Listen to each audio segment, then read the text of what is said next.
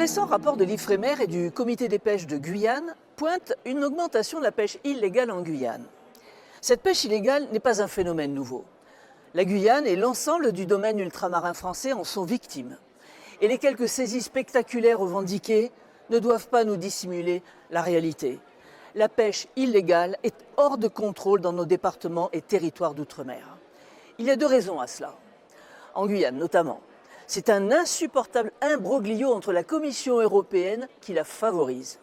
En effet, l'arsenal pachydermique de normes européennes imposées tue notre pêche artisanale et locale et entrave le renouvellement d'une flotte désormais vétuste et dangereuse. La ressource est pillée par les tapouilles des petits bateaux de pêche du Suriname qui violent sciemment et en toute impunité nos eaux territoriales alors même que l'Agence française de développement finance le Suriname à hauteur de 70 millions par an. 70 millions que l'Union européenne retire des poches du contribuable français et nous interdit de reverser à nos pêcheurs. Mais l'État français aussi a toute sa responsabilité. La France livre notre territoire maritime à la merci des pillards. Les spécificités locales du domaine ultramarin ne doivent pas masquer le problème de fond. Les moyens de l'État pour faire respecter son autorité et sa souveraineté sur notre patrimoine maritime sont dramatiquement insuffisants. Cette faiblesse démontre l'absence de volonté de nos gouvernants de défendre notre souveraineté nationale. Rappelons ainsi que nous avons dû négocier un accord avec le Mexique pour préserver l'intégrité des eaux de Clipperton, car nous étions incapables d'en assurer la protection face à la pêche illégale d'origine mexicaine. Dans l'Indo-Pacifique, région stratégique où la pêche est une activité essentielle, la France a réduit sa présence militaire, passant de 8 500 à 7 000 hommes en 10 ans, alors même que nous aurions dû augmenter leur nombre dans cette zone particulièrement sensible et immense.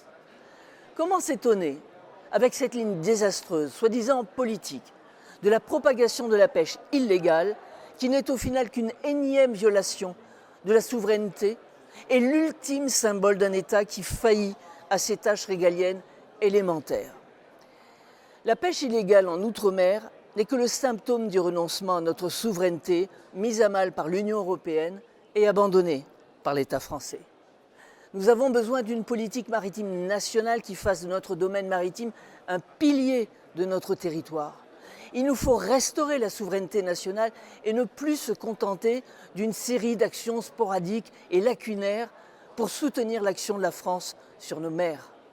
Sans cela, nos pêcheurs continueront d'être spoliés par des navires étrangers et nos ressources marines dévastées. À Bruxelles, à Strasbourg et à Paris, nous nous battons pour défendre notre filière pêche et nos territoires ultramarins et leurs ressources contre l'acharnement d'une Commission européenne hors sol et dévastatrice.